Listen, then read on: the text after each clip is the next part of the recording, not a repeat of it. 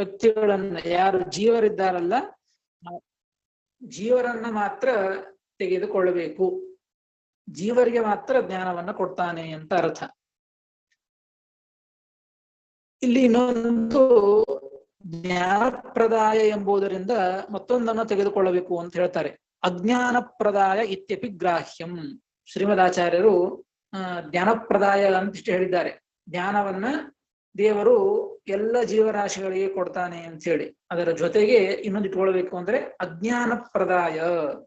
ಭಗವಂತ ಕೇವಲ ಜ್ಞಾನವನ್ನೇ ಕೊಡ್ತಾನೆ ಅಲ್ಲ, ಅಜ್ಞಾನವನ್ನು ಕೊಡೋನು ಭಗವಂತನೇ. ಯಾರಿಗೆ ಜ್ಞಾನ ಇರೋದಿಲ್ವಲ್ಲ, ಅಜ್ಞಾನ ಇರ್ತದಲ್ಲ, ಆ ಅಜ್ಞಾನವನ್ನು ಕೊಡೋನು ಭಗವಂತನೇ. ಹೀಗಾಗಿ ಜ್ಞಾನಪ್ರದಾಯ ಅಂತ ಜೊತೆಗೆ ಅಜ್ಞಾನಪ್ರದಾಯ ಅಂತೂ ಕೂಡ ಇಟ್ಕೊಳ್ಬೇಕು. ಮತ್ತು ವಿಬುಧಾಸುರ ಸೌಖ್ಯ ದುಃಖ ಸತ್ಕಾರಣಾಯ.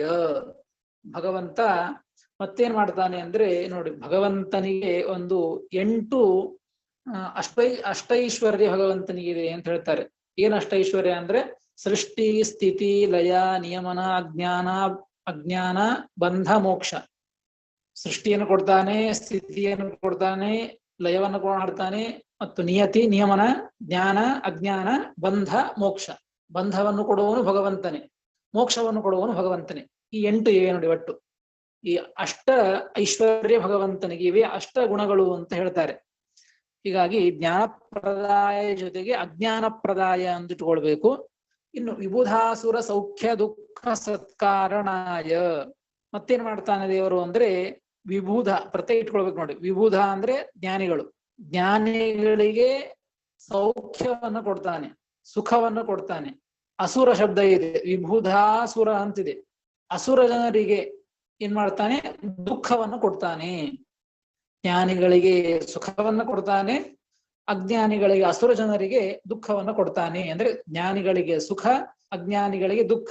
ಇವುಗಳನ್ನ ಕೊಡುವವನು ಭಗವಂತನೇ, ಇವುಗಳಿಗೆ ಕಾರಣ ಭಗವಂತನೇ. ಇವುಗಳನ್ನು ಕೂಡ ಭಗವಂತನೇ ಕೊಡ್ತಾನೆ. ಅದನ್ನೇ ಹೇಳಿದ್ದು ವಿಬುಧಾಸುರ ಸೌಖ್ಯ ದುಃಖ ಸತ್ಕಾರಣಾಯ. ಈ ಎರಡಕ್ಕೂ ಕೂಡ ಸತ್ಕಾರಣ ಭಗವಂತ. ನೋಡಿ, ಕಾರಣ ಅಂತಂದ್ರೆ ಯಾವುದೋ ಒಂದು ಕಾರಣ ಅಂತ ಅರ್ಥ ಅಲ್ಲ. ಭಗವಂತ ಅನೇಕ, ಒಂದು ಪದಾರ್ಥಕ್ಕೆ ಅನೇಕ ಕಾರಣಗಳು ಇರ್ತವೆ. ಒಂದು ಘಟ ಹುಟ್ಟಬೇಕು, ಒಂದು ಗಡಿಗೆ ಆಗಬೇಕು ಅಂದ್ರೆ ಅದಕ್ಕೆ ಕಾರಣಗಳು, ಕುಂಬಾರನೂ ಕಾರಣ, ಮಣ್ಣೂ ಕಾರಣ, ಒಂದು ಚಕ್ರನೂ ಕಾರಣ, ಹೀಗೆ ಅನೇಕ ಕಾರಣಗಳು ಇರ್ತವೆ. ಆದ್ರೆ ಪ್ರಧಾನ ಕಾರಣ ಅಂತ ಒಂದು ಇರ್ತದಲ್ಲ, ಹಾಗೆ ಇಲ್ಲಿ ಈ ಎಲ್ಲ ಜ್ಞಾನಿಗಳಿಗೂ ಮತ್ತು ಅಸುರರಿಗೂ ಕೂಡ ಸುಖ ದುಃಖವನ್ನು ಕೊಡ್ಲಿಕ್ಕೆ ಭಗವಂತ ಕಾರಣ ಅಂತ ಹೇಳ್ತಾ ಇದ್ದಾರೆ. ಈ ಕಾರಣ ಎಂತಹದ್ದು ಅಂದ್ರೆ ಸಾಮಾನ್ಯ ಕಾರಣ ಅಲ್ಲ, ಸತ್ಕಾರಣ ಅಂತ ಶ್ರೀಮದಾಚಾರ್ಯರು ಪ್ರಯೋಗವನ್ನು ಮಾಡಿದ್ದು. ಅದನ್ನ ಟಿಪ್ಪಣಿಕಾರರು ಹೇಳ್ತಾರೆ, ಸದಿತಿ ಕಾಲಾದಿವನ್ ನ ಇತಿ ಸೂಚಯತಿ. ನೋಡಿ, ಎಲ್ಲದಕ್ಕೂ ಕಾಲವೂ ಕಾರಣ ಆಗಿದೆ. ಈಗ ನಾವು ಏನೋ ಒಂದು ಹುಟ್ಟಬೇಕು ಅಂತಂದ್ರೆ ಇಲ್ಲಿ ಕಾಲ ಇದೆ, ಕಾಲ ಇದ್ದದಕ್ಕೆ ಈ ಕಾಲದಲ್ಲಿ ಹುಟ್ಟಿದ ಅಂತ ಹೇಳ್ತೇವೆ. ಕಾಲವೂ ಕಾರಣ ಆಗಿದೆ, ಎಲ್ಲದಕ್ಕೂ ಕಾರಣ ಅಂತ ಹೇಳೋದು ಶಾಸ್ತ್ರ. ಹಾಗಾದ್ರೆ ಈ ಸುಖ ದುಃಖಗಳಿಗೂ ಕೂಡ ಕಾಲ ಕಾರಣ ಅಂತ ಒಪ್ಪಿಕೊಂಡದ್ದು. ಆ ರೀತಿಯಾಗಿ ಕಾರಣ ಅಂತ ದೇವರಲ್ಲ, ಭಗವಂತ ಪ್ರಧಾನ ಕಾರಣ. ಸತ್ಯ ಎಂಬುದಕ್ಕೆ ಮುಖ್ಯ ಅಂತ ಅರ್ಥ ಇದೆ. ಭಗವಂತ ಈ ಜ್ಞಾನಿಗಳಿಗೆ ಸುಖ, ಅಸುರರಿಗೆ ದುಃಖ, ಇವುಗಳಿಗೆ ಭಗವಂತ ಕಾರಣ ಅಂದ್ರೆ ಇವನೇ ಮುಖ್ಯ ಕಾರಣ, ಇವನೇ ಮುಖ್ಯವಾಗಿ ಕೊಡುವನು ಅಂತ ಅರ್ಥ. ಹೀಗಾಗಿ ಅಂತಹ ಭಗವಂತ ಮತ್ತೇನಾಗಿದ್ದಾನೆ ಅಂದ್ರೆ ವಿತತಾಯ. ನೋಡ್ರಿ, ವಿತತಾಯ ಅಂದ್ರೆ ವ್ಯಾಪ್ತನಾದಂತಹ ಭಗವಂತ. ಎಲ್ಲವೂ ಕೂಡ ಭಗವಂತನ ವಿಶೇಷಣ. ಪೂರ್ಣ ಗುಣಾತ್ಮನಾದಂತಹ, ವ್ಯಕ್ತಿಗೆ ಸೃಷ್ಟಿಸಿದ ನಿಯಮನ, ಜ್ಞಾನ ಬಂದ ಮೋಕ್ಷವನ್ನು ಕೊಡುವಂತಹ ಮತ್ತು ವ್ಯಾಪ್ತನಾದಂತಹ ನಾರಾಯಣನಿಗೆ ನಿನಗೆ ನಮಸ್ಕಾರ ಅಂತ ಹೇಳ್ತಾ ಇದ್ದಾರೆ ಶ್ರೀಮದಾಚಾರ್ಯರು. ವಿತತಾಯ ಅಂತ ಪ್ರಯೋಗ ಮಾಡಿದ್ದಿಲ್ಲಿ. ಅದನ್ನೇ ಪ್ರಯೋಗ ಮಾಡಿದ್ರು ಅಂತಲಿಕ್ಕೆ ಅವತಾರಿಕೆ ಏನ್ ಕೊಡ್ತಾರೆ, ಅವಿಭೋಹೋ ಕಥಂ ಸಕಲ ಕಾರಣತ್ವಂ ಅತಃ ಉಕ್ತಂ.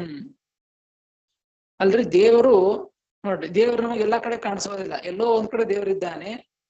ಅಂತಹ ಅವಿಭೂ ಅಂದ್ರೆ ಎಲ್ಲ ಕಡೆಗೆ ಇಲ್ಲದೆ ಇದ್ದವನು ಅಂತ ಅರ್ಥ, ವ್ಯಾಪ್ತನಾಗದೇ ಇದ್ದವನು ಅಂತ ಅರ್ಥ, ಎಲ್ಲೋ ಒಂದ್ ಕಡೆ ಇದ್ದವ ಅಂತ ಅರ್ಥ.